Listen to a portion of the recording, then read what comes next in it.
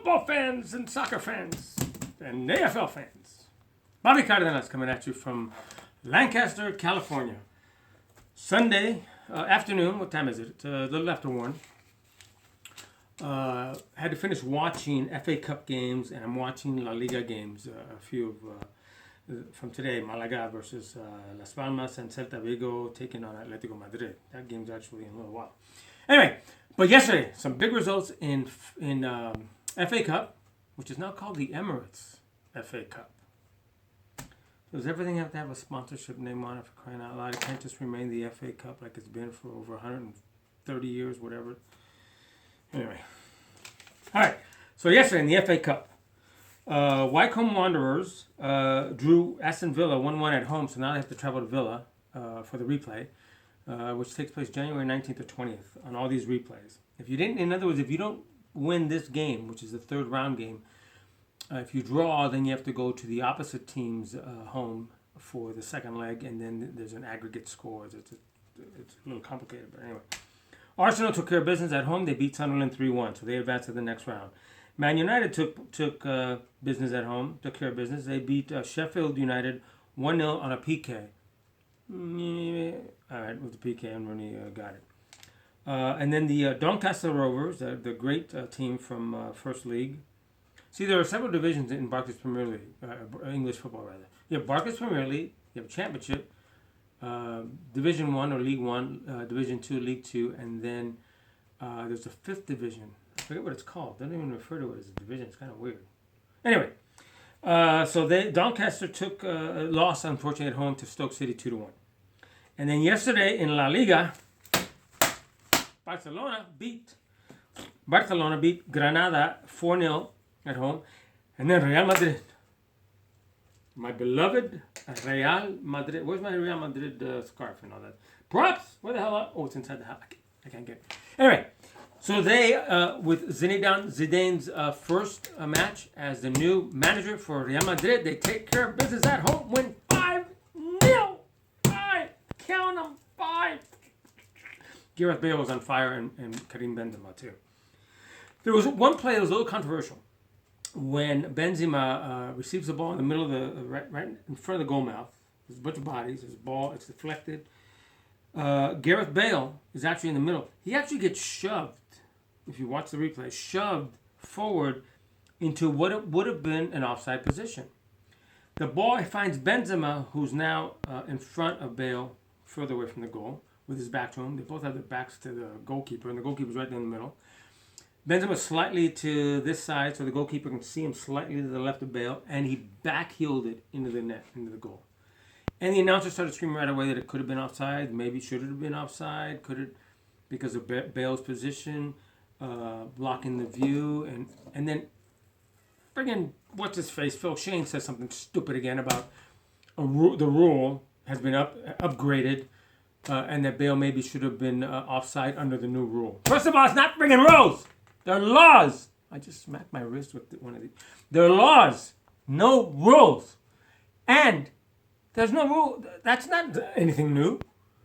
The law states if you're in an offside position, you gain an advantage by being in that position, you are involved in play actively, then you can be determined to be offside and be called for being offside. There's a lot of stuff that goes into it, Phil. And if you don't understand it, don't freaking comment on what the referees are doing and why and how. I'd like to have known if you were a referee ever. So if you can tell me that information, then maybe I'll cut you some slack. But right now, no, I don't think you were. Okay, so today, Sunday, FA. Chelsea at home took care of business, beating Scunthorpe United.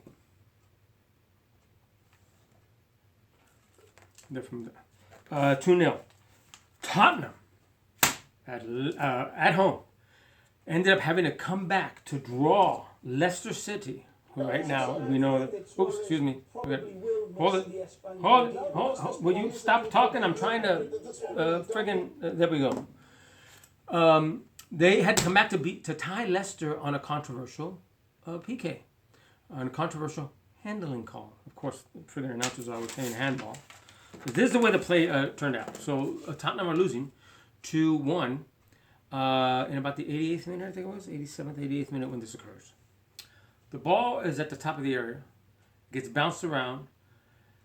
There's a Tottenham player and a Leicester player. The Leicester player's name is Dyer. They're both facing, let's say, the center of the field, so their backs are towards the goal at the time when the ball bounces. The ball, oddly enough, bounces off the defender's heel, comes straight up as he's turning, and so is the Tottenham player. They're both turning. And as the player turns and the ball is popped up right here, he does this. He motions his hand, clipping the ball, which actually then clips off the Tottenham's arm.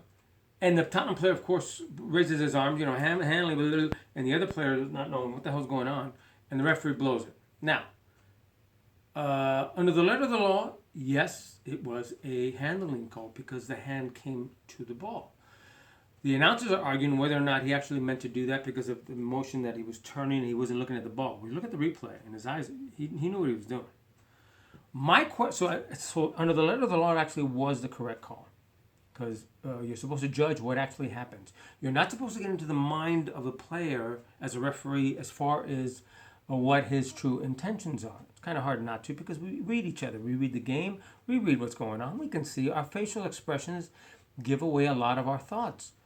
Now, in this case, there's no way the referee could see his face, so it doesn't matter. But, and the referee was look at the player with their backs to him. My biggest problem with this call is this. I, as a referee, have always refed under this notion.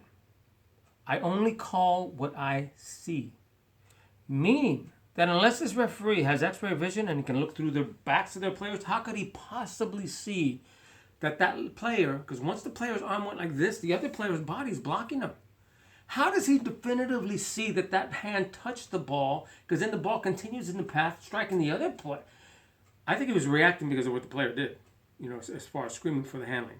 And if that's the case, then he shouldn't have done that. There's no way in hell you can tell me that you can see through somebody's body to see that actually happened.